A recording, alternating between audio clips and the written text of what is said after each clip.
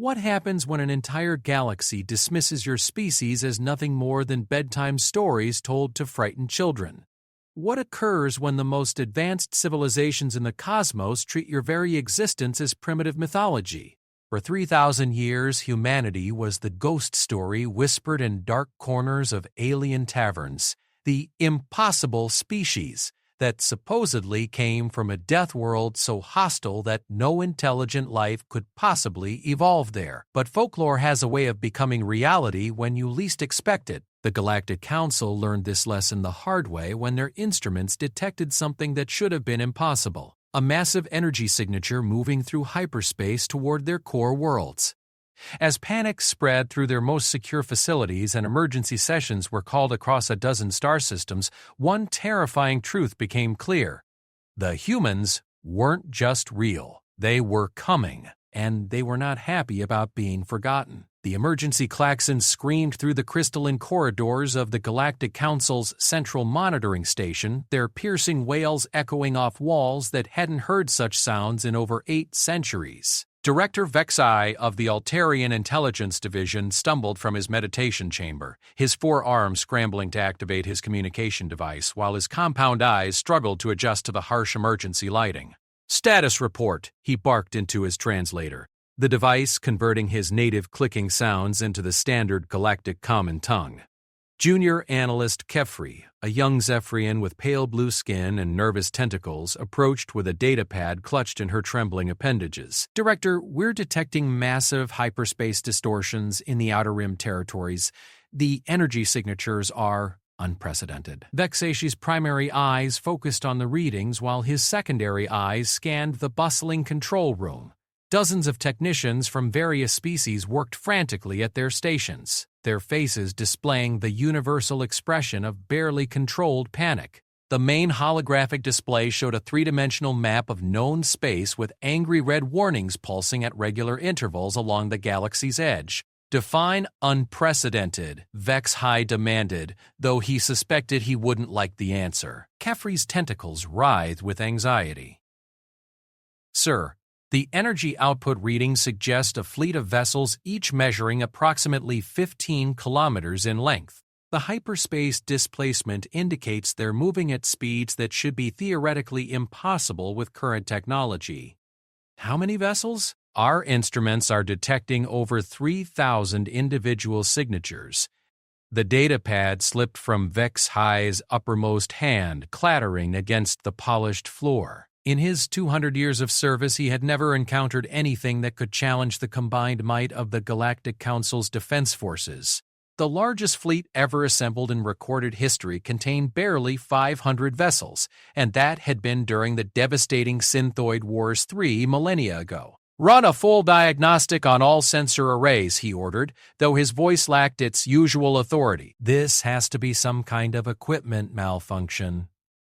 "Already completed, sir. 3 times. We've also confirmed the readings with monitoring stations across 7 different sectors. The signatures are genuine." Across the control room, Communications Officer Zelnara, a towering titan with metallic skin, suddenly straightened at her console. "Director, we're receiving a transmission. It's coming from the unknown fleet." Every conversation in the room ceased instantly. The only sounds were the gentle hum of sophisticated equipment and the rapid breathing of several dozen terrified beings. Vexai moved to the communication station, his legs feeling unsteady beneath him. "Put it through the main speakers," he instructed, surprised by how calm his voice sounded. The transmission crackled to life, filled with static and interference from hyperspace. But beneath the electronic noise, a voice emerged, deep, resonant, and speaking in perfect galactic common with an accent that sent chills through every being present. "This is Admiral Sarah Chen of the United Earth Federation, commanding the 1st Expeditionary Fleet.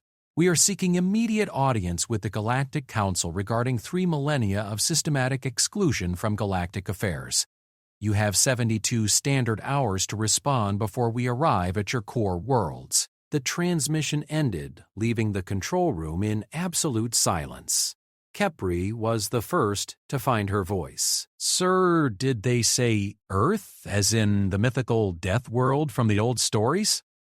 Vexasi's mind raced through childhood memories of bedtime tales told by his caretakers.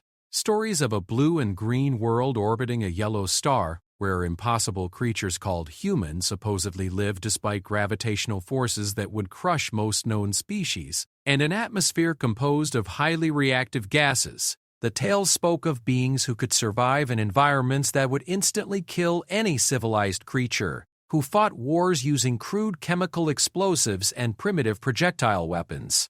"Patch me through to Council Prime," he ordered, his voice barely above a whisper. "Emergency protocols." Immediately, within minutes, the holographic forms of the 12 Council Prime members materialized around the central planning table. Each represented one of the major species that governed galactic civilization, and each wore expressions ranging from confusion to outright terror. Chancellor Morden of the Hegemony, the unofficial leader of the Council, spoke first. His massive form, resembling a cross between a bear and a lizard, leaned forward with obvious concern. "Director Vexay, explain this emergency summons. Our instruments are detecting unusual activity throughout Council space." "Chancellor, we've made contact with humans." The word hung in the air like a curse. Several council members exchanged glances, while others activated their personal translation devices, certain they had misunderstood. Council member Tissera of the Serpentine Collective was the first to respond, her scaled head tilting in obvious confusion. "I'm sorry, Director, but did you say humans? As in the fictional species from ancient folklore?" "I'm afraid not, Council member. 3,000 vessels have entered our detection range, claiming to represent something called the United Earth Federation. They're demanding an audience with the Council." Chancellor Morden's laugh was nervous and strained. "This is obviously some kind of elaborate hoax. The humans are mythological creatures, no different from the Shadow Walkers of Nexus Prime or the Dream Eaters of the Void Reaches. Every civilized child knows the stories." "With respect, Chancellor," Vexai interrupted, "mythological creatures don't typically command fleets capable of crossing the galaxy." The council chamber fell silent as the implications began to sink in. For over 3,000 years, the story of humanity had been relegated to the realm of fantasy and folklore. According to the tales, humans were supposed to be primitive beings who lived on a world so hostile that sophisticated life should have been impossible. They were said to possess impossible physical capabilities, surviving in crushing gravity, breathing poisonous gases, withstanding temperature extremes that would kill any rational creature. But perhaps most disturbing of all were the stories about human psychology. The folklore painted them as beings driven by incomprehensible emotions, capable of both remarkable compassion and terrifying violence. They were supposed to be unpredictable, irrational, and completely alien in their thought patterns. Council member Zixendra of the Crystalline Dominion activated her data interface with the gesture of her translucent appendage. "I'm accessing the historical archives now. According to our records, the last verified contact with any species claiming to be human occurred 3,247 years ago.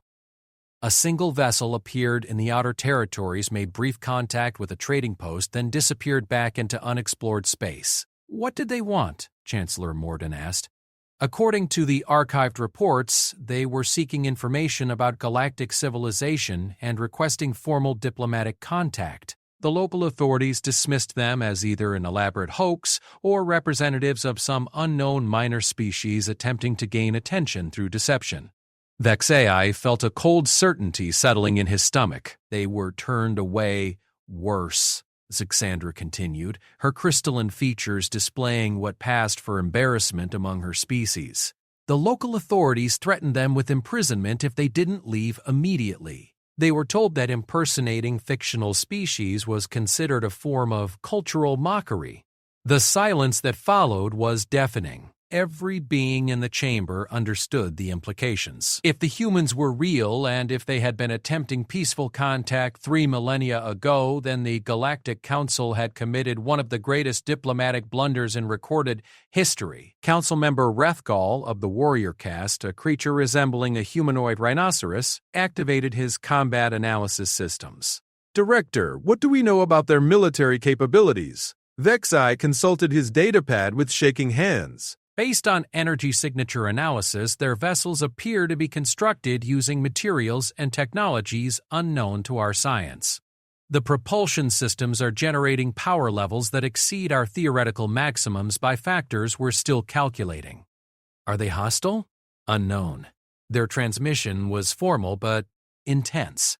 They specifically mentioned systematic exclusion from galactic affairs, which suggests they're aware of our dismissal of their previous contact attempts. Chancellor Mordin rose from his seat, his massive frame casting shadows across the holographic table. This could be a diplomatic nightmare of unprecedented proportions. If these humans are legitimate representatives of an advanced civilization, and we've been treating them as fictional characters for 3 millennia, they'll have every right to be angry, Council Member Tissacera finished. Across the galaxy, similar scenes were playing out in government buildings, military installations, and civilian communities.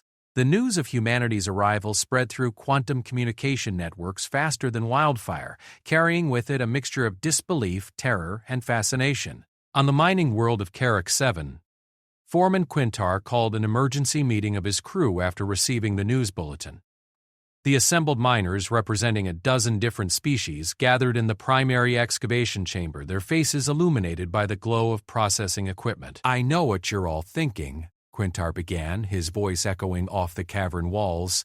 "The humans from the old stories can't be real, but I was there 40 years ago when we found that wreckage in the Forbidden Sector."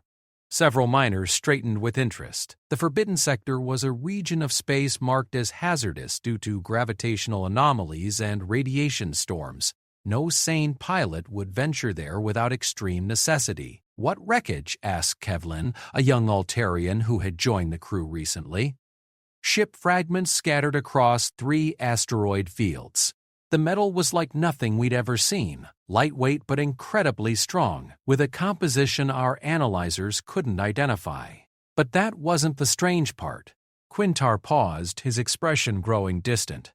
"We found what looked like crew quarters designed for bipedal creatures about 2 meters tall. The atmospheric recycling systems were configured for a nitrogen-oxygen mix with trace gases that would be toxic to most known species. Did you report the findings?" "Of course. The Colonial Authority classified the entire discovery and ordered the sector sealed. But I kept one small fragment." Quintar reached into his equipment pouch and withdrew a piece of metal about the size of his palm. Even in the dim light of the mining chamber, it seemed to possess an inner luminescence. The material analysis showed trace elements that don't occur naturally in this part of the galaxy. Whatever this came from traveled a very long way to get here. The implications sent whispers of unease through the assembled workers. If Quintar was telling the truth, then evidence of humanity's presence had been discovered and deliberately suppressed by government authorities. Meanwhile, in the academic halls of the University of Zephyros Prime, Professor Kalashin was experiencing her own moment of revelation. As the galaxy's leading expert on xenological folklore, she had spent decades studying the mythological stories of various species, including the extensive collection of human legends. Her personal archive contained over 10,000 documented human stories collected from various sources throughout galactic history. She had always assumed they were creative fiction, elaborate fantasy tales created by bored spacers during long journeys between systems. But now, as she reviewed the stories with new eyes, disturbing patterns began to emerge. The humans in the tales consistently demonstrated advanced knowledge of physics, chemistry, and engineering that often exceeded current galactic standards. Their fictional weapons and technologies, when analyzed theoretically, showed remarkable sophistication and innovation. "Computer, analyze the tactical scenarios described in human military folklore," she commanded her research system. Cross-reference with known military doctrines and strategic principles. The analysis results appeared on her holographic display within minutes, and what she saw made her blood run cold. The human military tactics described in the supposedly fictional stories showed levels of strategic thinking and adaptability that surpassed the best military minds in the galaxy. More disturbing still, many of the tactics were completely unknown to galactic military doctrine. They showed a willingness to accept casualties that no civilized species would consider, combined with innovative approaches to warfare that suggested minds operating on entirely different principles from those of known civilizations. Professor Kalashin realized with growing horror that she might have been studying historical documents rather than folklore. If the humans were real, then every story in her archive represented a potential glimpse into the mindset and capabilities of a species that had been systematically ignored for 3 millennia. As the 72-hour deadline approached, panic began spreading through the core worlds of galactic civilization. Emergency defense protocols were activated for the first time in over 1,000 years. Military fleets that had grown complacent through decades of peace scrambled to achieve combat readiness. But perhaps most disturbing of all was the growing realization that no one truly understood what they were facing. The humans remained a complete mystery, their motivations, capabilities, and intentions known only through ancient stories that might or might not be accurate. All across the galaxy, as the reality of humanity's existence began to sink in, a single question dominated every conversation, every news broadcast, and every government meeting. What did the humans want, and what were they prepared to do to get it? The first human vessel dropped out of hyperspace exactly 72 hours after Admiral Chen's initial transmission, appearing in the outer system of Galactic Council Prime with a flash of exotic energy that registered on sensors across 3 solar systems. What emerged from the spatial distortion defied every expectation the gathered alien observers had formed. The ship was massive beyond comprehension, nearly 20 kilometers from bow to stern, its hull composed of what appeared to be seamless black metal that seemed to absorb rather than reflect light. Strange geometric patterns covered its surface, creating an almost organic appearance that suggested the vessel had been grown rather than built. Most unsettling of all, it moved through space with a grace that belied its enormous size, adjusting its trajectory with precision that indicated propulsion systems far beyond current galactic technology. Admiral Krestock of the Council Defense Force watched from the bridge of his flagship, the Eternal Vigilance, as more human vessels continued to emerge from hyperspace. Each new arrival added to his growing sense of inadequacy. His own ship, considered one of the most advanced in the galactic fleet, measured barely 2 kilometers in length and required a crew of over 3,000. The human vessels appeared to operate with impossible efficiency, their movements coordinated with a precision that suggested either advanced artificial intelligence or crews trained to standards that exceeded anything in his experience. Long-range scans are still unable to penetrate their hull materials, reported his tactical officer, Lieutenant Commander Vexani. Whatever they're using for armor, it's beyond our analytical capabilities. What about their weapons?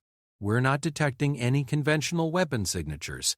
No plasma arrays, no particle beam emitters, no missile systems. Either they're using completely unknown weapon technologies, or they don't consider us enough of a threat to reveal their capabilities, Admiral Krestock finished grimly. On the lead human vessel, the UEF Indomitable, Admiral Sarah Chen stood in the ship's command center, observing the alien response to their arrival through holographic displays that provided a complete 3-dimensional view of the surrounding space. The human command center bore little resemblance to the bridge of a traditional spacecraft. Instead of static control stations, the crew moved through a vast open space filled with floating holographic interfaces that responded to gesture, voice, and thought. Status report, Commander Torres, Admiral Chen requested, her voice carrying easily through the chamber despite its size.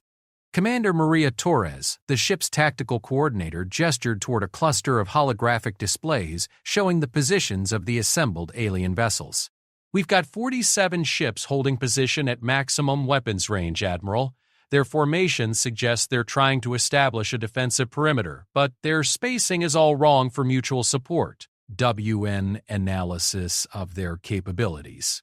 Primitive by our current standards, ma'am. Their vessels appear to be using fusion-based propulsion systems with particle beam weapons as their primary armament. Maximum effective range appears to be approximately 50,000 kilometers, which means they'd need to close to nearly point-blank range to engage us effectively. Admiral Chen nodded, though her expression remained serious. Don't underestimate them, Commander. These beings have successfully maintained a galactic civilization for millennia. They may not match our current technological capabilities, but they've clearly mastered the art of cooperation on an unprecedented scale. Dr. Chi, James Harrison, the fleet's chief xenobiologist, approached with a datapad containing his preliminary analysis of the intercepted alien communications. "Admiral, we're monitoring their command frequencies. The level of panic in their transmissions is significant. I don't think they were prepared for the reality of our existence." Explain. "According to their communications, they've classified us as mythological for over 3,000 years. Our arrival represents not just first contact, but the complete revision of their understanding of galactic geography and politics." Admiral Chen considered this information while observing the alien fleet maintaining its cautious distance. "That actually explains quite a bit about their response to our diplomatic overture centuries ago. If they genuinely believed we were fictional, then our requests for recognition would have seemed like elaborate pranks at best." "The question is," Commander Torres interjected, "how do we proceed?" "Their current posture suggests they're expecting a military confrontation." "We followed diplomatic protocols," Admiral Chen replied firmly. "Humanity didn't cross the galaxy to start a war. We came for recognition and respect, not conquest." The Admiral activated her command interface with a gesture, opening a communication channel to the alien fleet. "This is Admiral Sarah Chen of the United Earth Federation.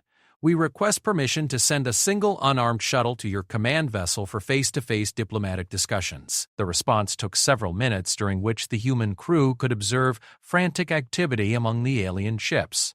Finally, a reply came through their translation systems, the voice belonging to Admiral Krestok. "Admiral Chen, this is Admiral Krestok of the Council Defense Force. Your request is unprecedented. We will need to consult with higher authorities before proceeding."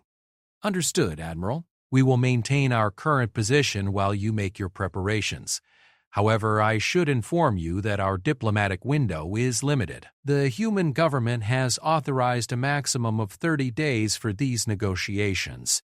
The implication hung in space between the two fleets like a sword. If diplomacy failed, the humans had clearly prepared alternatives. Hours later, in the emergency session chamber of the Galactic Council, the 12 Prime members struggled with decisions that would affect the future of their civilization. The holographic representations of the human fleet dominated the central display, their dark vessels maintaining perfect formation in what could only be described as a display of controlled power. Chancellor Morden addressed the assembly with barely concealed anxiety. "Fellow council members, we face a situation without precedent in galactic history. The humans have requested formal diplomatic recognition and inclusion in galactic affairs. The question before us is whether we should agree to their terms." Council member Refgol of the Warrior Caste activated his speaking platform. "With all due respect, Chancellor, the question is whether we have any choice in the matter.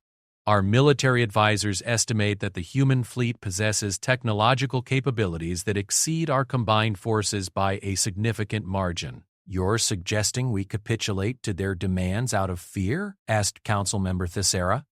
"I'm suggesting we acknowledge reality. These humans have demonstrated the ability to cross galactic distances with a fleet that dwarfs anything in our naval histories. They could have arrived with weapons blazing, but instead they're requesting diplomatic talks. That suggests they prefer peaceful solutions." Zixandra of the Crystalline Dominion had been analyzing data throughout the debate. "I've been reviewing our historical archives in detail. The evidence suggests that humanity has been attempting peaceful contact for over 3 millennia. Each time they were dismissed or ignored. From their perspective, we've been systematically excluding them from galactic civilization despite their repeated diplomatic overtures. But the stories made them sound so primitive," protested Council Member Velthar of the Academic Collective. "Perhaps," Zixandra continued, "we interpreted their cultural information incorrectly. What we saw as evidence of primitive barbarism might actually represent a completely different approach to existence. Consider their supposed comfort with hostile environments. What we interpreted as impossible fiction might actually indicate remarkable adaptability and resilience." Chancellor Morden leaned forward in his chair. "Are you suggesting that the human folklore was actually historical documentation? I'm suggesting that we may have fundamentally misunderstood what we were looking at. Every story we classified as impossible fantasy might represent normal life for a species that evolved under conditions we consider lethal. The implications of this realization began to sink in around the chamber. If humanity's supposed mythological nature was actually the result of fundamental differences in environmental requirements and evolutionary development, then the Galactic Council had spent 3 millennia dismissing a potentially advanced civilization as mere fiction. Meanwhile, aboard the human flagship, Admiral Chen was conducting her own analysis of the situation. The ship's artificial intelligence systems had been monitoring alien communications and analyzing the cultural and technological indicators they revealed. "Arya, what's your assessment of their civilization level?" she asked the ship's AI. The response came through speakers positioned throughout the command center, the synthetic voice carrying subtle emotional inflections that made it nearly indistinguishable from human speech. "Based on available data, Admiral, their technology appears to be approximately equivalent to human capabilities from the early 24th century. They've achieved stable, faster-than-light travel, energy weapons, and advanced materials science, but they appear to lack several key innovations that drove human development, such as, primarily, they seem to have missed the breakthrough in quantum consciousness integration that allowed us to develop true artificial intelligence. Their computer systems appear to be sophisticated but non-sentient. Additionally, their approach to warfare seems remarkably civilized by human standards. AREA's right about their military doctrine. Their formations and positioning suggest they're expecting a conventional engagement using established rules of warfare. They're maintaining specific distances, following apparent protocols, and seem to be avoiding any actions that might be interpreted as provocative, which means they're not prepared for human military doctrine," Admiral Chen observed. Dr. Harrison joined the conversation from his position at the xenobiology station. "That raises interesting questions about their evolutionary history. Human military thinking was shaped by millions of years of predator-prey relationships and resource competition in extremely hostile environments. If these species evolved under more stable conditions, their approach to conflict resolution would naturally be more structured and less innovative. AREA model probable human military advantages in a hypothetical conflict scenario." "Admiral, are you certain you want this analysis? The results may be disturbing." "Proceed." The holographic display filled with tactical projections and probability matrices. What they revealed was sobering. Human military doctrine developed through countless conflicts on a death world and refined through centuries of interstellar expansion represented approaches to warfare that were completely outside the experience of galactic civilization. The primary human advantages would be unpredictability, adaptability, and willingness to accept casualties that other species would consider unacceptable, Arya reported. Additionally, human psychological warfare techniques would be particularly effective against species that evolved under more stable conditions. Estimating duration of conflict? If humans were operating under standard military protocols, complete victory could be achieved within 6 to 8 standard months. However, the resulting civilian casualties among alien populations would be catastrophic. The silence that followed was profound.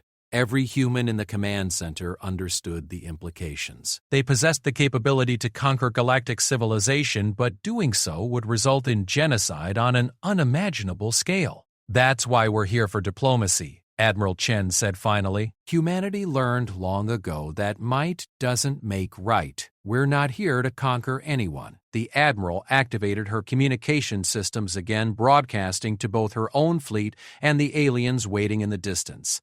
"All ships prepare for diplomatic operations. We're going to show these beings that humanity is capable of more than the violence described in their folklore." As the human shuttle prepared to depart for the alien flagship, both sides faced the reality that the next few hours would determine whether first contact between humanity and galactic civilization would result in peaceful coexistence or the most devastating war in galactic history. The small human diplomatic shuttle that launched from the Indomitable was a masterpiece of engineering that embodied humanity's approach to the universe.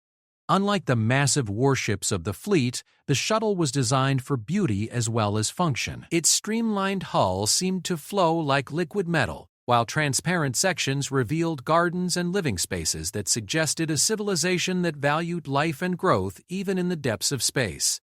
As it approached the alien flagship, the shuttle's passage was monitored by sensors throughout both fleets. For the aliens, it represented the first close look at human technology in action. The shuttle moved with impossible grace, its propulsion system producing no visible exhaust or energy signature that their instruments could detect. Inside the shuttle, Ambassador Elena Rodriguez reviewed her briefing materials one final time. As humanity's most experienced diplomat, she had negotiated treaties with dozens of species during humanity's expansion through local space, but nothing in her experience had prepared her for this moment. "Ambassador," called Captain Lisa Park from the shuttle's pilot station, "we're receiving docking instructions from the alien vessel. Their docking protocols are interesting. They seem to be designed for vessels much larger and less maneuverable than ours. Can we comply with their requirements?" "Easily. Our docking systems are designed to interface with virtually any technology we might encounter. The real question is whether they'll be able to accommodate our environmental requirements." Ambassador Rodriguez activated her communication system, addressing the alien vessel directly. "This is Ambassador Elena Rodriguez of the United Earth Federation. We appreciate your willingness to meet with us. Please be advised that humans require a nitrogen-oxygen atmosphere with specific pressure and temperature parameters." The response came after a brief delay. "Ambassador Rodriguez, this is Admiral Krestock. We have prepared a diplomatic meeting chamber with environmental controls based on our analysis of your atmospheric requirements. We hope the conditions will be acceptable." As the shuttle completed its docking sequence, Ambassador Rodriguez couldn't help but wonder what the aliens expected to find when they met humanity face to face. According to their folklore, humans were supposed to be terrifying warriors from a death world, capable of surviving in conditions that would kill any civilized being. The reality, she hoped, would be far more reassuring, but she also knew that first impressions would be crucial. Humanity's future relationship with galactic civilization would be shaped by the next few hours of conversation. The docking process completed with mechanical precision, and Ambassador Rodriguez prepared to step into a larger universe than humanity had ever imagined. Behind her, the greatest fleet in human history waited to see whether the galaxy would welcome them as equals or if humanity would be forced to take their place by strength alone. Ambassador Elena Rodriguez stepped through the airlock into the alien vessel and immediately understood why humans had been dismissed as mythological for so long. The corridor she entered was designed for beings fundamentally different from herself, with ceiling heights that suggested inhabitants much shorter than the average human, and atmospheric processors that hummed with the effort of maintaining conditions suitable for her physiology. The welcoming committee consisted of 5 aliens representing different species, each wearing what appeared to be formal diplomatic attire. Their body language, despite the vast biological differences between them and humans, clearly conveyed nervousness and uncertainty. Ambassador Rodriguez had expected this reaction. According to their folklore, she was supposed to be a terrifying creature from a death world. The reality was somewhat different. Ambassador Rodriguez stood approximately 1.8 meters tall, with the lean build of someone who spent considerable time in variable gravity environments. Her dark hair was pulled back in a practical style, and her diplomatic uniform was designed to project competence and approachability rather than intimidation. Most importantly, her movements were carefully controlled to avoid any gestures that might be interpreted as threatening. The leader of the alien delegation stepped forward, a being that resembled a cross between a bear and a lizard, with intelligent eyes that showed equal measures of curiosity and apprehension. Ambassador Rodriguez recognized the species from her briefing materials. This was Admiral Krestock of the Council Defense Force. "Ambassador Rodriguez," he said through a translation device that converted his native growling sounds into perfectly clear English, "welcome aboard the Eternal Vigilance. I am Admiral Krestock, and I confess that meeting a human in person is not what I expected." "I hope that's a positive surprise, Admiral," Rodriguez replied with a carefully calculated smile. "I understand that humanity's reputation in galactic folklore is somewhat intimidating. The stories paint your species as nearly invulnerable warriors who thrive in environments that would kill most civilized beings, admitted another member of the delegation, a tall, thin creature with crystalline features that Rodriguez identified as belonging to the crystalline dominion. The reality is considerably more approachable.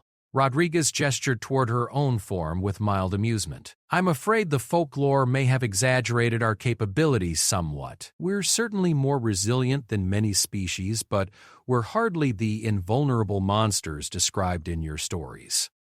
What she didn't mention was that her approachable appearance was the result of careful preparation. The ambassador had undergone genetic modifications that enhanced her diplomatic capabilities, including improved resistance to environmental stresses and enhanced cognitive processing that allowed her to analyze alien psychology in real time. By human military standards, she was actually considered somewhat fragile. Admiral Krestock led the group toward what he explained was a specially prepared diplomatic meeting chamber.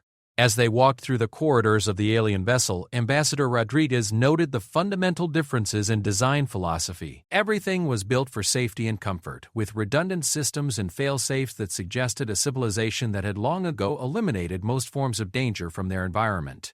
Admiral, she said as they walked, I understand there may be some confusion about humanity's previous diplomatic overtures. Our records indicate that we've been attempting to establish formal contact with galactic civilization for over 3,000 years. Krestock's expression showed what might have been embarrassment. Yes, Ambassador, we've recently discovered that those earlier contacts were dismissed as hoaxes or elaborate pranks. The beings involved were turned away without proper consideration of their claims. I see. And what changed your perspective? The arrival of your fleet made it somewhat difficult to maintain the fiction that humans were mythological, he replied with what might have been humor. The diplomatic chamber was a masterpiece of alien engineering, designed to accommodate the environmental requirements of multiple species simultaneously. The atmosphere in Rodriguez's section was maintained at perfect Earth normal conditions, while the alien delegates occupied areas customized for their specific physiological needs. As the formal negotiations began, Ambassador Rodriguez found herself facing questions that revealed just how thoroughly humanity had been misunderstood by galactic civilization. The aliens were clearly struggling to reconcile the folklore they had grown up with against the reality of diplomatic discourse with beings who seemed remarkably reasonable. Ambassador, asked the crystalline delegate who had introduced herself as Council Member Zixendra, our historical records suggest that humans engage in warfare using primitive chemical explosives and projectile weapons. Yet your fleet displays technology that exceeds our most advanced capabilities. How do we reconcile this contradiction? Rodriguez smiled patiently. Council members Zixendra, those historical records were accurate for their time period. Humanity has continued to develop technologically during our 3 millennia of isolation from galactic affairs. We found that necessity tends to accelerate innovation. What necessity? Admiral Krestock inquired. Survival, Rodriguez replied simply. When your species evolves on a world where everything is trying to kill you, you tend to develop very quickly or cease to exist. Humanity chose the former option. She activated a holographic projector that had been integrated into her diplomatic equipment, displaying images of Earth as it appeared in the current era. What the aliens saw challenged their every assumption about what constituted a habitable world. The images showed vast oceans under a yellow sun, continents covered with green vegetation, and cities that seemed to grow organically from the landscape itself. But they also showed storms that dwarfed anything in the aliens' experience, geological activity that would be considered catastrophically dangerous on most worlds, and weather patterns that fluctuated between extremes that would challenge the environmental systems of most space stations. This is your homeworld? Asked another delegate, a tentacled being from the Cephalopod Coalition. Earth, yes. We understand it may seem somewhat hostile by galactic standards. Ambassador, Zixendra said carefully, our atmospheric analysis suggests that your world's oxygen concentration would be toxic to most known species. Additionally, the gravitational field strength is nearly double what most civilized beings could survive long-term. Yes, we've encountered those difficulties in our diplomatic missions to other worlds. Fortunately, human technology has developed comprehensive environmental adaptation systems. What Rodriguez didn't explain was that the environmental adaptation systems included genetic modifications, cybernetic enhancements, and nanotechnological supplements that allowed humans to survive in virtually any environment. To her, these seemed like reasonable precautions. To the aliens, they would likely seem like science fiction. Admiral Krestock leaned forward with obvious interest. "Ambassador, if I may ask a direct question, what does humanity want from galactic civilization? Your fleet represents capabilities that could allow you to take whatever you desired by force." Rodriguez nodded approvingly at the directness of the question. "Admiral, humanity has learned through painful experience that conquest creates more problems than it solves. We're here because we want to be part of something larger than ourselves. For 3 millennia, we've been developing in isolation, wondering if we were alone in the universe. When we discovered that galactic civilization existed but had excluded us, we felt disappointed." "Disappointed?" Zixandra inquired. "We had hoped to find peers, colleagues, friends. Instead, we discovered that we'd been relegated to the status of fictional monsters.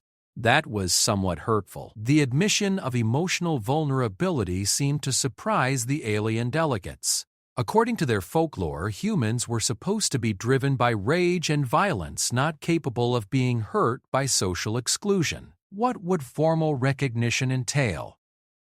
Admiral Krestock asked. Rodriguez activated another section of her holographic display, showing star charts that revealed the true extent of human expansion. Currently, humanity controls approximately 400 star systems in what you classify as the unknown regions. We've established colonies, research stations, and industrial facilities throughout that region of space. We'd like formal recognition of our territorial claims and membership in the Galactic Council." The scope of human expansion clearly shocked the alien delegates. Ore-charged systems represented a territory larger than some of the major galactic powers. Jesus, says Endra, represented asking the dictive for Jesus's past. Approximately 800 years, though our rate of expansion has accelerated significantly in recent centuries. We tend to be very efficient when we set our minds to a task. "And your population?" Rodriguez paused, recognizing that her answer might be disturbing to beings from species with much smaller numbers. Current human population across all worlds is approximately 2 trillion individuals, with colony ships en route to an additional 300 systems. 2 trillion humans represented a population that exceeded most galactic species' total numbers across their entire histories. Admiral Krestock was the first to find his voice. "Ambassador, are you saying that humanity has become one of the largest single-species civilizations in the galaxy while remaining completely unknown to galactic authorities and your military capabilities?" Rodriguez smiled, though her expression carried a hint of steel. "Admiral, the fleet currently in your system represents less than 1% of humanity's total military capabilities. We brought enough force to ensure that our diplomatic overtures would be taken seriously, not to threaten galactic civilization. The implications began to sink in around the chamber. If the human fleet currently threatening their capital represented less than 1% of their military capabilities, then humanity possessed the power to conquer the entire galaxy several times over. But why haven't you? Asked the tentacled delegate. If you possess such overwhelming advantages, why seek diplomatic recognition rather than simply taking what you want? Ambassador Rodriguez leaned back in her chair, her expression becoming more serious. Because conquest is easy, but civilization is hard. Any species can destroy, but it takes wisdom to create something worth preserving. Humanity learned that lesson through our own painful history. She activated a new section of her presentation displaying images that showed the evolution of human civilization from primitive warfare through devastating global conflicts to eventual unity and expansion to the stars. We've experienced every form of warfare, every type of conflict, every kind of destruction that intelligent beings can inflict upon each other. We learned that victory achieved through violence is temporary, but cooperation creates lasting prosperity. So you prefer peaceful solutions? Admiral Krestock asked. We prefer effective solutions, Rodriguez corrected gently. Sometimes that means diplomacy. Sometimes it requires other approaches, but we found that understanding and cooperation generally produce better long-term results than conquest and subjugation. Zixandra activated her own data systems, reviewing information that had been transmitted from the Galactic Council during the meeting. Ambassador, we're receiving reports that your fleet has been conducting detailed scans of our defensive installations and military capabilities. How do we reconcile your stated preference for peace with apparent intelligence-gathering operations? Rodriguez nodded acknowledgement. Council member, those scans are standard defensive protocols. When humanity enters a potentially hostile environment, we gather information necessary to ensure our own survival. We've learned that being unprepared for conflict often makes conflict inevitable. And what have your scans revealed? That galactic civilization has achieved remarkable stability through cooperation and mutual understanding. Your military technologies are designed primarily for defense rather than conquest, which suggests a fundamentally peaceful approach to interstellar relations. She paused, allowing her next words to carry their full weight. It also suggests that galactic civilization has not faced a serious external threat for a very long time. Your defensive doctrine appears to assume that any conflicts will follow established rules and conventions. The unstated implication was clear. Human military doctrine had been developed under no such assumptions. Admiral Krestock straightened in his seat. Ambassador, are you suggesting that our military capabilities would be inadequate in a conflict with humanity?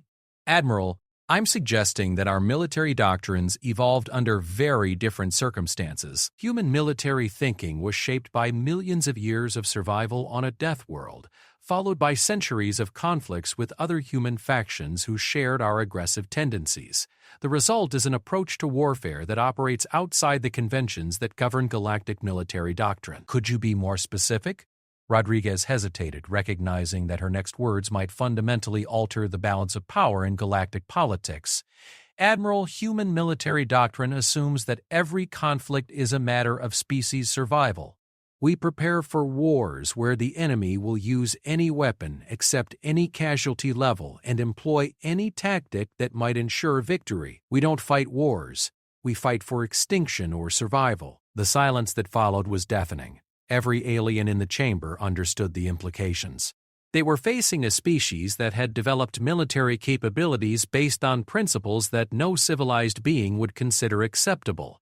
But, Rodriguez continued, that's precisely why we're here for diplomacy. Humanity has learned that our natural approach to conflict resolution is effective but catastrophic. We prefer to find peaceful solutions to avoid situations where our more aggressive tendencies become necessary. Admiral Krestock leaned forward intently. Ambassador, what would happen if diplomatic efforts fail? What is humanity prepared to do to achieve recognition? Rodriguez met his gaze directly, her expression completely serious. Admiral, humanity crossed the galaxy to join galactic civilization, not to conquer it. But we will not accept continued exclusion. If diplomacy fails, we are prepared to take our rightful place in galactic affairs through alternative means. Military conquest, if necessary. Though I should emphasize that such an outcome would be catastrophic for everyone involved, including humanity. We have no desire to rule over the ruins of galactic civilization. The meeting continued for several more hours, covering details of territorial recognition, trade agreements, and cultural exchange programs. But the fundamental dynamic had been established. Humanity possessed the capability to destroy galactic civilization, but preferred to join it as an equal partner. As Ambassador Rodriguez prepared to return to her shuttle, Admiral Krestock made a final observation. Ambassador, I must admit that meeting humanity in person has been quite different from what our folklore led me to expect. In what way, Admiral?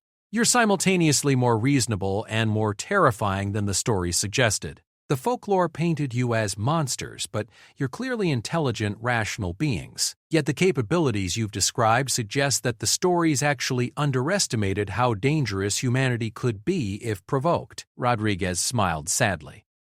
Admiral, that may be the most accurate assessment of humanity that any alien has ever made. We are capable of great creation and terrible destruction, often simultaneously.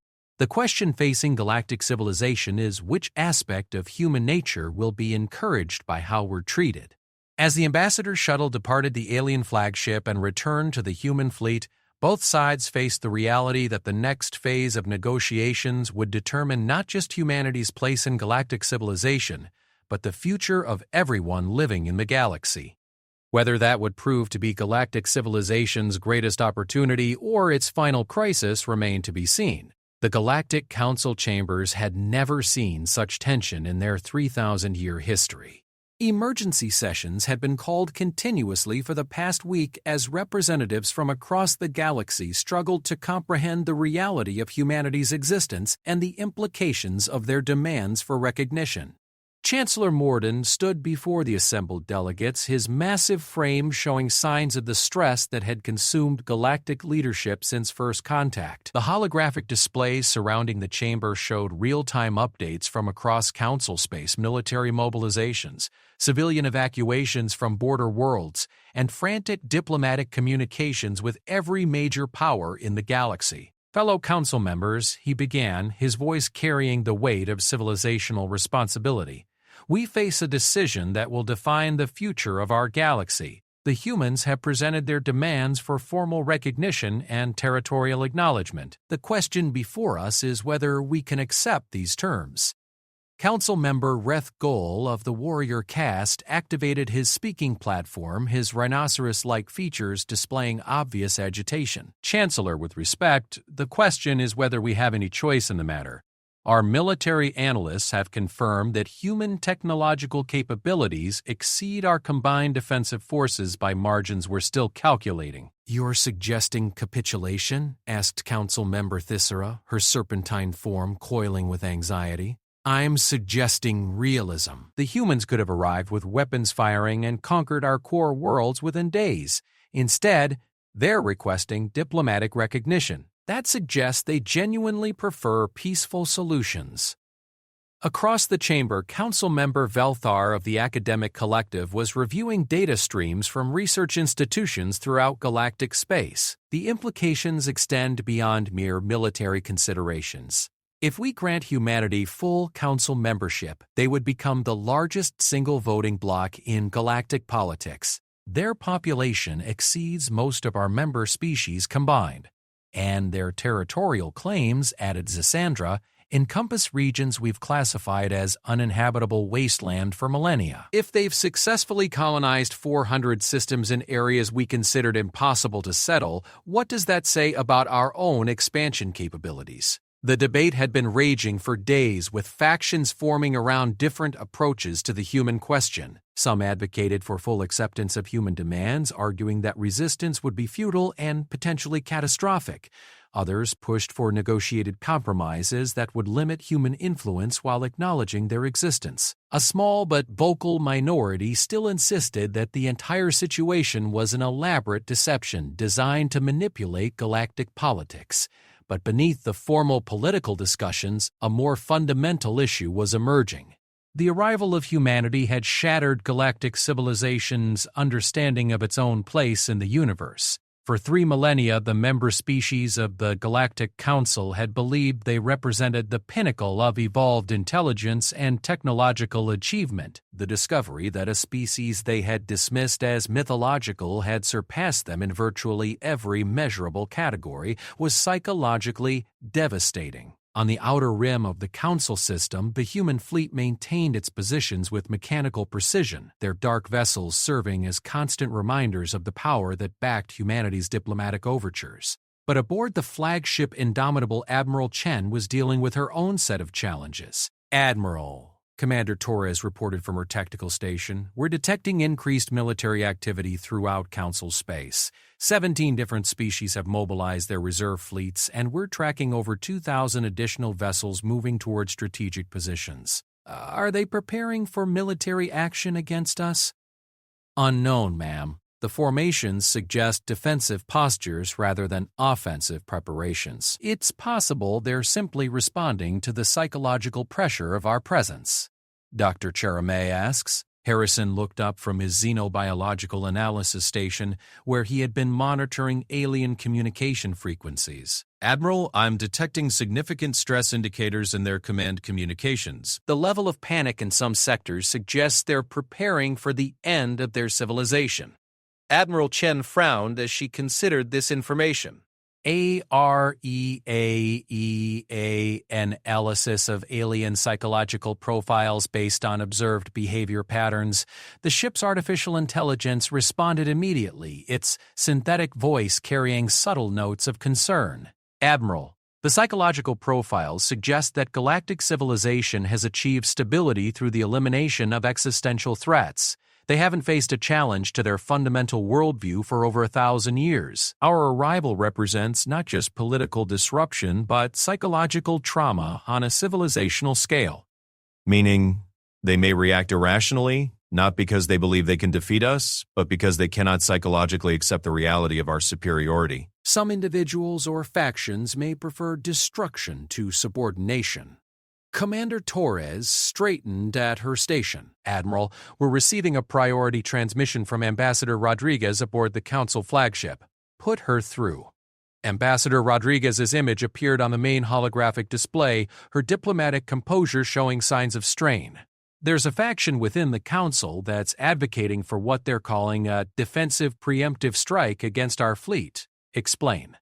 A group led by Council member Krathwen of the militant traditionalist faction is arguing that humanity represents an existential threat that cannot be negotiated with. They're claiming that our very existence proves that galactic civilization is fundamentally flawed and must be defended through military action. Admiral Chen felt a familiar tightness in her chest, the same sensation she had experienced during humanity's expansion wars when diplomatic solutions gave way to military necessity. What's their level of support? Approximately 30% of the Council, but growing. The psychological pressure of acknowledging our capabilities is apparently more than some species can handle.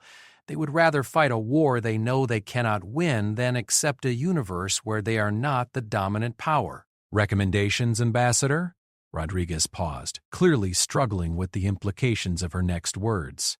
Admiral, I believe we may need to provide a demonstration of our capabilities, not an attack, but something that makes the reality of our technological superiority impossible to deny or ignore. Admiral Chen understood the subtext. Sometimes diplomacy required the credible threat of force to succeed. What did you have in mind?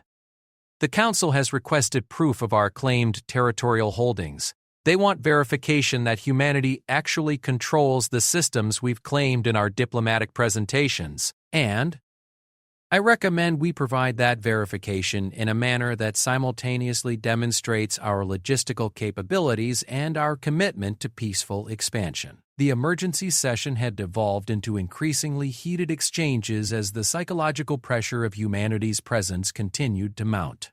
Council member Krathenen, a being resembling a heavily armored insect, had taken center stage with his increasingly militant rhetoric. Fellow council members, he declared, his metallic voice ringing through the chamber, we stand at the threshold of extinction or resistance. These humans claim to desire peaceful coexistence, but their very existence proves the failure of our civilization's fundamental principles. Explain your reasoning, challenged Cassandra. For 3,000 years, we have built our civilization on the principle that intelligence naturally leads to cooperation and peace. We have eliminated warfare, conquered scarcity, and created a galaxy where conflict is resolved through rational discussion. Yet, these humans evolved on a death world where violence was necessary for survival, and they have surpassed us in every measurable category of achievement. His words carried a terrible logic that resonated with the fears of many council members. What does this say about our cherished belief that peaceful cooperation represents the highest form of evolutionary development? If violence and struggle produce superior results, then our entire civilization is built on a lie. Admiral Crestock, who had been observing the debates from his military liaison position, finally spoke up. Council Member Krathvain, with respect, your logic is flawed. The humans have explicitly stated their preference for peaceful solutions. Their military capabilities were developed out of necessity, not choice. And what happens when that necessity arises again? What happens when they decide that galactic resources would be better utilized under human management? We would have no recourse, no defense, no ability to resist their decisions. The argument struck at the core of galactic civilization's deepest fears. For millennia, they had enjoyed security through technological superiority and cooperative agreements. The idea that all of that could be swept away by beings they had dismissed as fictional was psychologically unbearable for many species. Chancellor Mordan attempted to restore order to the increasingly chaotic debate. Council members, we must focus on practical solutions rather than philosophical concerns. The humans are here, their capabilities are real, and we must decide how to respond to their diplomatic overtures. There is another option, Krathvain declared. We could demonstrate that galactic civilization will not be intimidated by threats, regardless of their source. You're advocating military action against a force that could annihilate our combined fleets? Asked the Sarah incredulously. I'm advocating that we maintain our dignity as free beings. If we must die, let it be as ourselves rather than as subjects of human authority. The chamber fell silent as the implications of his words sank in. Krathvain was advocating civilizational suicide rather than accepting human membership in galactic affairs. Zixandra activated her analysis systems, reviewing the psychological profiles of the various species represented in the council. Fellow members, I believe we're experiencing a form of collective cognitive dissonance. Our species evolved under conditions that made cooperation and peaceful conflict resolution optimal survival strategies. The humans evolved under conditions that made competition and warfare optimal survival strategies. Both approaches were successful, but in very different environments. Your point? Asked Rethgal. My point is that we're trying to judge human civilization by our own evolutionary standards, and they're failing to meet expectations that were never appropriate for their development path. The question isn't whether their approach is superior to ours, but whether we can coexist despite our fundamental differences. Before the debate could continue, emergency alarms began sounding throughout the Council flagship. Admiral Crestock immediately activated his communication systems connecting to the ship's sensor operations center. Report, he commanded. Admiral, we're detecting massive hyperspace distortions throughout the system. Multiple new vessels are emerging from hyperspace at coordinates distributed across a spherical formation centered on our position. On the main display, tactical readings show the arrival of over 50 additional human vessels, each one matching the technological signatures of the original fleet. But these new arrivals were different. Instead of the dark military vessels that had comprised the initial fleet, these ships showed clear signs of civilian configuration. Ambassador Rodriguez's communication channel activated automatically. Council members, I've just received word from Admiral Chen that humanity has decided to provide the verification you requested regarding our territorial claims. Meaning? Asked Chancellor Mordan. The vessels you're detecting are cargo ships and colony transports from our nearest territorial holdings. They're carrying complete documentation of human expansion, including population data, industrial capacity reports, and resource utilization statistics. The scale of what they were witnessing began to sink in around the council chamber. The humans had summoned a logistics fleet across interstellar distances within a matter of days, demonstrating not just their military capabilities but their administrative and organizational efficiency. How many ships are we looking at? Asked Admiral Crestock. 57 vessels representing 12 different star systems. Each ship carries complete records for their respective territories, along with representatives from human colonial governments who are prepared to participate in formal diplomatic recognition ceremonies. Council member Velpar activated his data analysis systems, processing the implications of what they were observing. Ambassador, Are you saying that humanity has organized a diplomatic delegation across 400 star systems and transported them here within the span of 1 week? That's correct, Council Member. When humanity commits to a course of action, we tend to be quite thorough. The psychological impact of this demonstration was even more profound than the arrival of the original military fleet. The humans had not only proven their territorial claims, but had demonstrated logistical capabilities that exceeded anything in galactic experience. The ability to coordinate activities across such vast distances and deploy resources with such precision suggested levels of organization and efficiency that bordered on the incomprehensible. Krathvin's militant faction found themselves facing a reality that undermined their entire argument. The humans were not threatening galactic civilization with conquest, they were demonstrating their desire to participate in it through the largest diplomatic mission in galactic history. Fellow council members Ambassador Rodriguez announced, humanity formally requests that the Galactic Council convene a full recognition ceremony to welcome us as equals in galactic civilization. We have representatives from our major colonial regions prepared to participate in whatever diplomatic protocols you consider appropriate. Chancellor Morden looked around the chamber at his fellow council members, seeing in their expressions a mixture of awe, fear, and grudging respect. The age of human isolation was ending, and with it the galaxy as they had known it for 3 millennia. Council members, he announced, we will now vote on formal recognition of the United Earth Federation as a member of galactic civilization with all rights and responsibilities that such membership entails. The vote, when it came, was closer than many had expected, but it was decisive enough to change the course of galactic history forever. 6 months after the historic vote that admitted humanity to the Galactic Council, the galaxy had begun adapting to a reality that few could have imagined.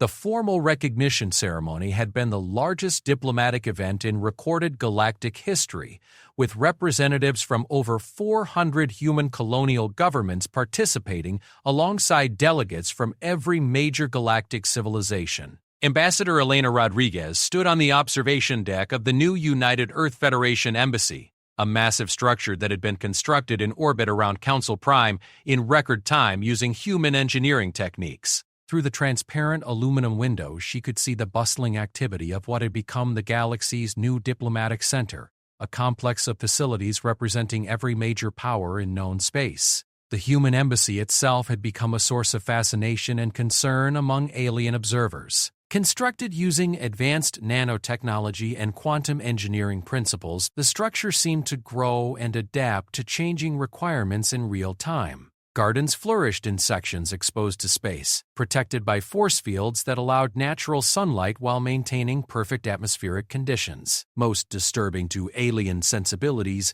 the embassy's artificial intelligence systems displayed levels of independent thinking that bordered on true consciousness. Sarah Kim, the embassy's chief cultural liaison officer, as she approached carrying a datapad containing the day's briefings, we're receiving requests for cultural exchange programs from over 200 different species. The interest in human civilization is overwhelming. Rodriguez smiled as she reviewed the data. Any particular areas of focus? It seems that our approach to strategic thinking has generated considerable academic interest. The University of Zephyros Prime has requested permission to establish a joint research program studying human tactical innovations. And our response? I've been screening the requests carefully. Some seem to be legitimate academic curiosity, but others appear to be intelligence-gathering operations by species that are still concerned about human capabilities. Rodriguez nodded thoughtfully. The integration of humanity into galactic civilization had not been without complications. While the formal vote had been decisive, significant factions within various governments remained suspicious of human motives and capabilities. The challenge was demonstrating humanity's commitment to peaceful cooperation while maintaining the credible deterrent that had made that cooperation possible. Any word from Admiral Chen regarding the Border Patrol missions? Dr. Kim consulted her datapad. The Admiral reports that our joint patrol operations with Council Defense Forces are proceeding smoothly. Apparently, our crews are adapting well to working alongside alien colleagues. This had been one of humanity's most successful diplomatic initiatives. Rather than maintaining separate military forces that might generate suspicion and competition, Human fleet commanders had proposed joint operations with existing galactic defense forces. Human vessels now operated alongside alien ships throughout Council space, providing enhanced security while demonstrating humanity's commitment to collective defense. The results had been remarkable. Human tactical expertise combined with alien diplomatic experience had produced military efficiency levels that exceeded either group's individual capabilities. More importantly, the close working relationships developing between human and alien military personnel were helping to break down the psychological barriers that had initially made cooperation difficult. Ambassador, Kim continued, we're also receiving reports from our colonial representatives about the economic integration programs. This had been perhaps the most complex aspect of human integration into galactic civilization. Humanity's technological and industrial capabilities far exceeded galactic norms, creating the potential for economic disruption that could destabilize entire sectors. The solution had required innovative approaches to trade and resource sharing that benefited all parties, while avoiding the economic dominance that could lead to political resentment.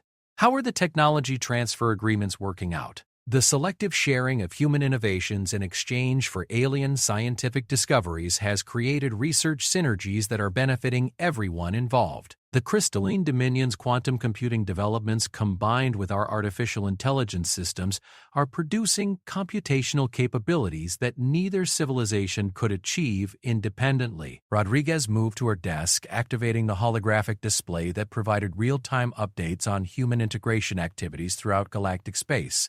What she saw represented the largest peaceful expansion of any civilization in galactic history. Human colonies were being established not just in the regions previously claimed as uninhabitable, but in joint ventures with alien species and systems throughout Council space. The combination of human environmental adaptation capabilities with alien scientific expertise was opening previously impossible colonization opportunities. More significantly, the cultural exchanges were beginning to produce unexpected results. Human art forms were finding audiences among alien species, while human scientists were discovering new approaches to theoretical problems through exposure to alien philosophical frameworks. The galaxy was becoming not just more populous, but genuinely more diverse and creative. Dr. Kim Rodriguez asked, "What's the status of the Krathbin situation?" The militant council member who had advocated for military resistance to human integration had become something of a cause célèbre among species that remained concerned about human influence. Rather than attempting to suppress his opposition, humanity had taken the unusual step of engaging directly with his concerns. Actually, that's one of our success stories. Council member Krathbin accepted our invitation to visit human colonial territories and observe our expansion methods firsthand. His report to the council was enlightening. Rodriguez had read that report with considerable satisfaction. Krathbin had expected to find evidence of human imperial ambitions and military oppression. Instead, he discovered colonial societies that emphasized individual freedom and cooperative problem-solving. Most importantly, he found human colonies where alien refugees and immigrants were not just welcomed but actively recruited for their unique contributions to colonial development. He's actually requested permission to establish a joint research station in human territory, Dr. Kim continued. Apparently, he's fascinated by our approach to environmental adaptation and wants to study its applications for his own species' expansion efforts. Initial resistance to human integration typically gave way to curiosity about human capabilities, followed by recognition that cooperation offered advantages that competition could not provide. Any updates from the outer territories? Rodriguez asked, referring to the regions of space beyond current galactic borders where human and alien exploration teams were conducting joint survey missions. The reports are remarkable. Human environmental adaptation capabilities combined with alien scientific analysis techniques are revealing colonization opportunities in regions that both civilizations had written off as uninhabitable. We're looking at potential expansion into areas of the galaxy that could support billions of additional colonists. Rodriguez reviewed the data with growing satisfaction. Humanity's integration into galactic civilization was succeeding beyond their most optimistic projections. But more importantly, the process was creating a genuinely improved galactic society that benefited everyone involved. The communication system activated, displaying the holographic image of Admiral Chen aboard her flagship. Ambassador, I wanted to provide you with an update on our diplomatic mission to the Andromeda Contact Zone. This represented one of humanity's most ambitious contributions to galactic civilization. Long-range sensors had detected evidence of technological activity in the nearby Andromeda galaxy, suggesting the existence of another galactic civilization. Previous alien attempts to make contact had failed due to the enormous distances involved in the technological challenges of intergalactic travel. Humanity had volunteered to lead a joint expedition using human long-range exploration capabilities combined with alien diplomatic expertise. The mission represented the ultimate test of human-alien cooperation, a journey that would take decades and require levels of coordination and trust that would have been impossible before human integration. "What's the status of the mission preparations?" Rodriguez asked. "We're ahead of schedule. The joint engineering teams have successfully integrated alien life support systems with human propulsion technology. The vessel designs are unlike anything either civilization has produced. Independently, the expedition ship being constructed for the Andromeda mission represented the pinnacle of cooperative achievement. Human engineering had solved the propulsion and navigation challenges of intergalactic travel, while alien expertise had addressed the life support and social dynamics of a multi-species crew operating in isolation for extended periods. Crew selection is also proceeding well. We have volunteers from over 30 different species, all of whom have passed the psychological compatibility assessments for extended deep space operations. Only one. The psychological profiles suggest that success in Andromeda could have profound implications for galactic civilization. If we establish contact with another galactic community, the cultural and technological exchange opportunities could accelerate development beyond current projections. Rodriguez understood the implication. Humanity's integration into galactic civilization had already produced unprecedented advances in science, technology, and social organization. Contact with an entirely separate galactic civilization could trigger developmental leaps that would reshape the nature of intelligent life itself. Admiral, do you think the galaxy is ready for that kind of change? Today, we're preparing for an intergalactic expedition that includes crew members from species that had never worked together before human integration began. I'd say the galaxy is more adaptable than anyone expected. As the communication ended, Rodriguez returned to her observation of the bustling diplomatic activity surrounding the embassy. The sight filled her with quiet satisfaction and cautious optimism about the future. Humanity had achieved everything they had hoped for when they first approached galactic civilization 3 millennia ago: recognition, respect, and inclusion in something larger than themselves. But the process had created something that exceeded anyone's expectations. The galaxy had become not just more prosperous and secure, but genuinely more interesting and creative.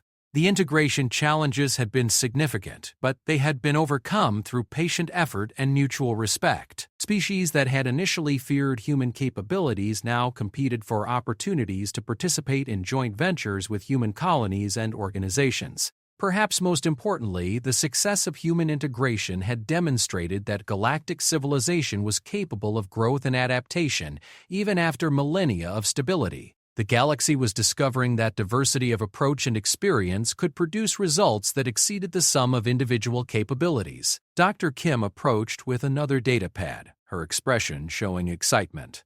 "Ambassador, we're receiving a priority communication from the deep space monitoring stations."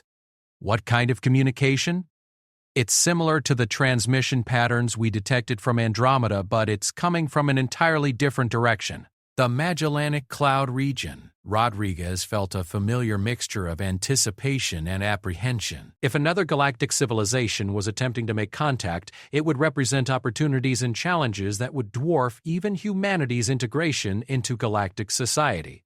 Dr. Kim, prepare a briefing for the Council. It seems that humanity's arrival may have been just the beginning of a much larger transformation of galactic civilization. As she prepared for what could be another historic diplomatic challenge, Ambassador Rodriguez reflected on the journey that had brought humanity from mythological folklore to respected members of galactic civilization. The process had required patience, wisdom, and the willingness to demonstrate that strength could be used in service of cooperation rather than domination. But perhaps most importantly, it had required the courage to reach beyond the familiar boundaries of their own civilization to become part of something larger and more complex than anything they could achieve alone. The galaxy was changing, and humanity was proud to be part of that change. Whether the next developments would prove as beneficial as human integration remained to be seen. But Rodriguez was confident that the lessons learned through humanity's diplomatic success would serve galactic civilization well in whatever challenges lay ahead. In the depths of space, monitoring stations throughout galactic territory continued to detect transmission patterns that suggested the galaxy was about to become an even more interesting and diverse place. Humanity's arrival had marked the end of galactic isolation and the beginning of an era of expansion and discovery that would reshape the nature of intelligent civilization itself. The age of human integration was ending, but the age of truly galactic cooperation was just beginning. And somewhere in the vast distances between galaxies, other civilizations were preparing to join the growing community of intelligent life that now spanned multiple star systems, species, and approaches to existence. The universe, it seemed, was about to become a much larger and more wonderful place than anyone had ever imagined possible. They dismissed humans as folklore until humanity's Armada arrived. Best HFY Stories HFY Sci-Fi Story.